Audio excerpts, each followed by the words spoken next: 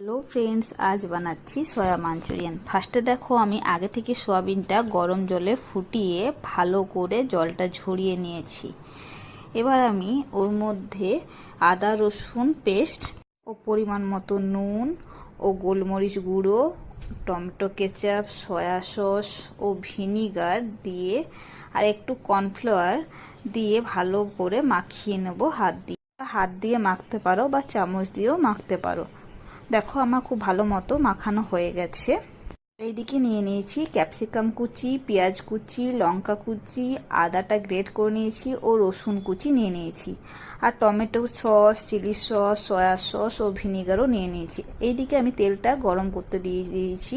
খুব ভালো মতো গরম হয়ে গেছে। দেখো, এবার আমি সয়াবিনগুলো একটা একটা করে দিয়ে দেবো, যাতে একটার সাথে একটা না লেগে যায়। এবার আমি ভালো করে এপিট ওপিট করে নেড়ে চেড়ে লাল লাল করে ভেজে নেব হাই ফ্লেমে। আমার ভাজা হয়ে গেছে। এবার আমি কড়াই থেকে তুলে রেখে নেব।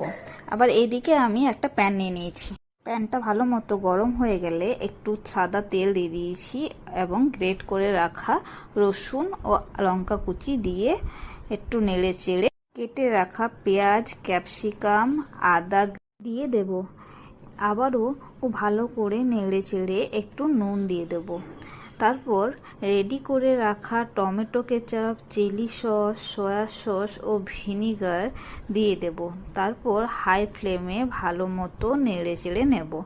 এবার ফ্রাই করে রাখা সয়াবিনটা দিয়ে একটু নেড়ে চেড়ে ভালো মতো নাড়িয়ে চাড়িয়ে একটু জল দিয়ে দেব, যাতে সয়াবিনের ভেতরে নুনটা ভালো করে ঢুকে যায়।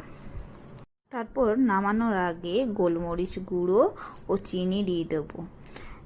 আবারও একটু ভালো করে নেড়ে চেড়ে গ্রেভিটা ঘন হয়ে এলেই ব্যাস রেডি সয়া মাঞ্চুরিয়ান।